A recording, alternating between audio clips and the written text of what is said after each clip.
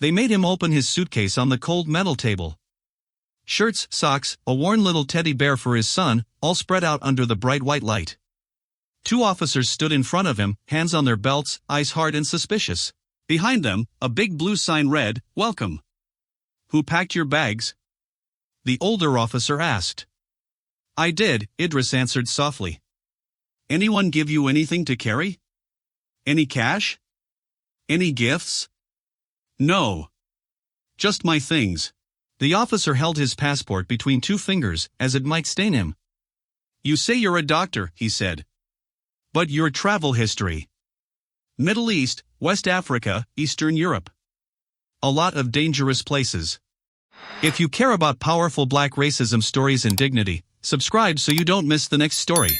Idris could hear the boarding announcement for his flight crackling through the wall. "Please," he said. "I'm supposed to speak in Geneva tonight. It's about human dignity." The younger officer snorted. "We'll decide if you get there." They had no idea the man they were treating like a threat was the one thousands were waiting to honor. Idris Kamara was 34 years old, tall, dark-skinned, with gentle eyes that made sick children feel safe. He was born in a village in Sierra Leone, where the nights were loud with gunshots for a time. He remembered running barefoot through the forest, his mother's hand crushing his little sister burning with fever in her arms. At the refugee camp, a nurse had bent down, looked straight into his eyes, and said, "Stay close to me, Idris. Your life matters, you hear?" No one had ever said those words to him before. Years later, that sentence pushed him through nights of study in a crowded apartment in Europe, where neighbors complained about those people in the hallway, but still asked him to fix their Wi-Fi. He learned the language, then the medical words, then the delicate dance of surgery. He became a trauma surgeon, the one people called when someone's life hung by a thread. On the hospital walls were photos of him in flooded villages, bombed-out clinics, tiny tents turned into operating rooms. When Ebola came, he volunteered to go back. When an earthquake shattered a city, he was on the first plane in. But in ordinary life, in airports and supermarkets and quiet suburban streets, Idris was still just a black man with an unfamiliar name. He was followed in shops just to be sure. Strangers spoke slowly to him, as if his ears were broken. A woman once pulled her purse closer on the train when he sat down, even though he was still wearing his hospital ID. He learned to smile, to shrink, to say it's okay when it wasn't. When an email arrived inviting him to Geneva to receive a humanitarian award and give the opening speech on the equal value of every life, his mother cried on the phone. "Maybe now they will see you," she said. Idris only smiled. He knew some people refused to see, no matter what you did. He left home early that morning, suit pressed, shoes polished, his son's teddy bear tucked on top of his clothes. At the check-in counter, the agent scanned his passport. Her eyes flicked up to his face, down to the screen, up again. The man in front of him had gotten a quick, easy smile. Idris got a long pause and a tight one. "Purpose of your visit?" she asked. "Medical conference," he answered, holding out the official invitation letter. She took it, barely glanced, and handed it back without touching his fingers. At security, the metal detector beeped. He knew his pockets were empty. "Step aside, sir," the guard said. They patted him down from shoulders to ankles. A man with a laptop bag full of cables and metal walked through without a second look. Idris noticed it, but said nothing. He told himself, like always, just get through it. Just get there. At the gate, he checked the time. If all went well, he would still make it. He thought of the speech he had prepared, about his sister who survived because one nurse treated her like she was important, not just another refugee child. "Sir?" Idris turned. 2 uniformed officers stood behind him. "We're conducting some additional security checks," the older one said. "Please come with us." "Is there a problem?" Idris asked. "It's just procedure," the man replied. Random. But Idris saw the way the other passengers watched him. Their eyes followed the dark-skinned man being taken away. He saw the relief in some faces, "Thank God it's not me." He saw discomfort in others. No one said anything. In the small gray interview room, they took his passport, his boarding pass, even his phone. "Where were you born?" the officer asked. "Sierra Leone." "But you live here now?" "Yes. Since I was 11. "How did you get citizenship?" He answered every question, voice tight but even. What were you doing in Lebanon last year? Emergency surgery after an explosion. I was part of an international team. It's in my file. They didn't look at the letters from the hospital. They didn't look at the email from the World Health Organization. They looked at his skin, his birthplace, and his travel stamps. Do you often receive money from abroad? The younger officer asked. Grants. For medical missions. And you expect us to just believe that? Idris felt something in his chest twist. He remembered being a boy at the refugee camp, guards yelling at his mother, treating her like a liar for asking for more blankets. He took a slow breath. I have been invited to speak about equality and human dignity, he said softly. If I miss this flight, hundreds of people will be waiting. The officer shrugged. You'll travel when we're satisfied. We have to be careful these days. You understand. Careful with what? Idris asked before he could stop himself. My skin? The room went very still. The older officer's jaw tightened. Watch your tone. Outside, the announcement for his flight boarding echoed faintly through the wall. His name was called over the speakers. For a moment, Idris wanted to disappear. Another part of him wanted to stand up, slam his hands on the table, shout at them for every time he had swallowed his pride. Instead, he sat there, head throbbing, watching them go through his photos, his private messages, his son's picture on his lock screen. He felt stripped of everything but his color.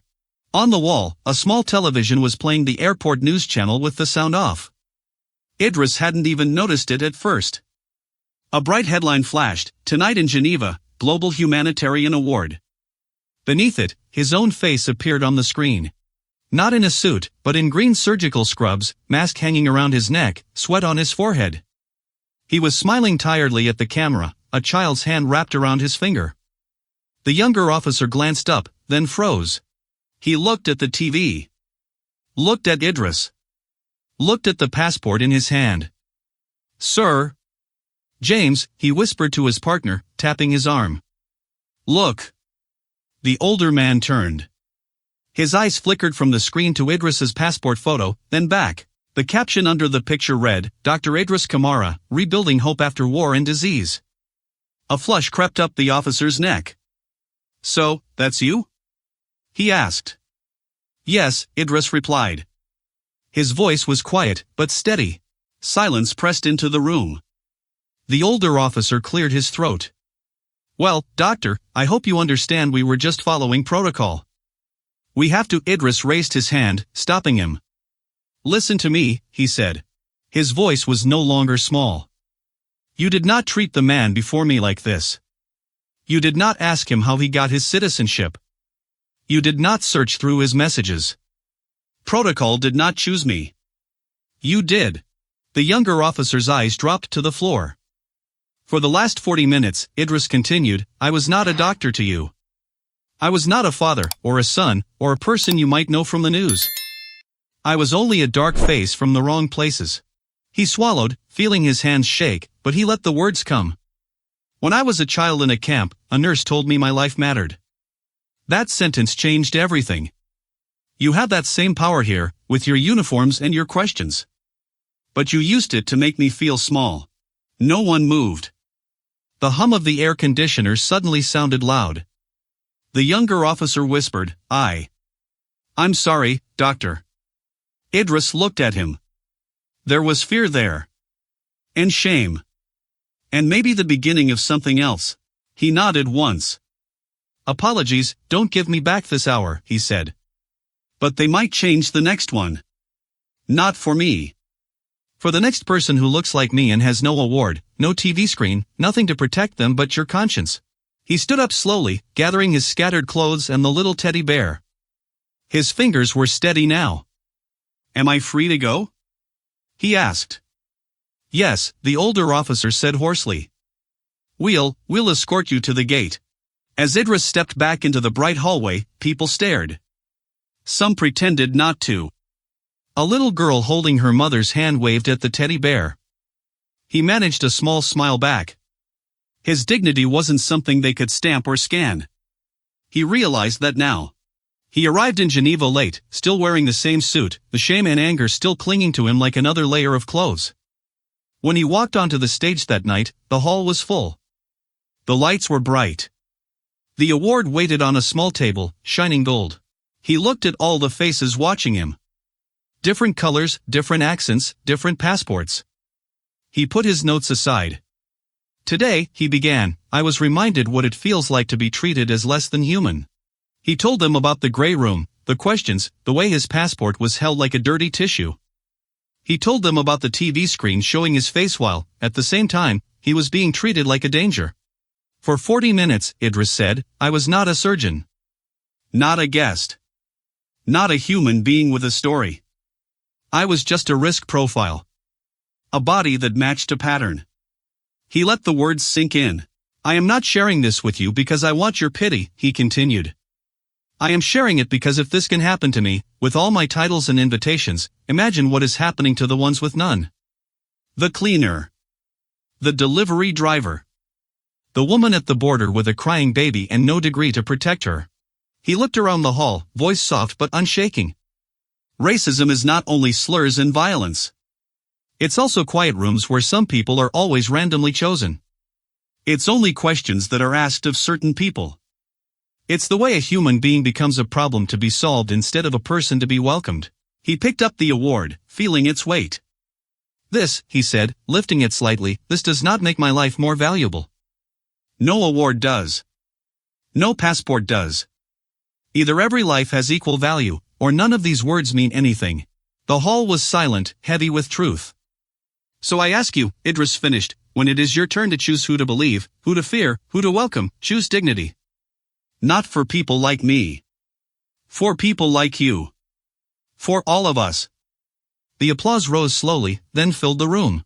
Later, in another airport far away, a young officer watched a clip of that speech on his phone. He recognized his own pale hands shaking a dark man's passport on the screen of his memory.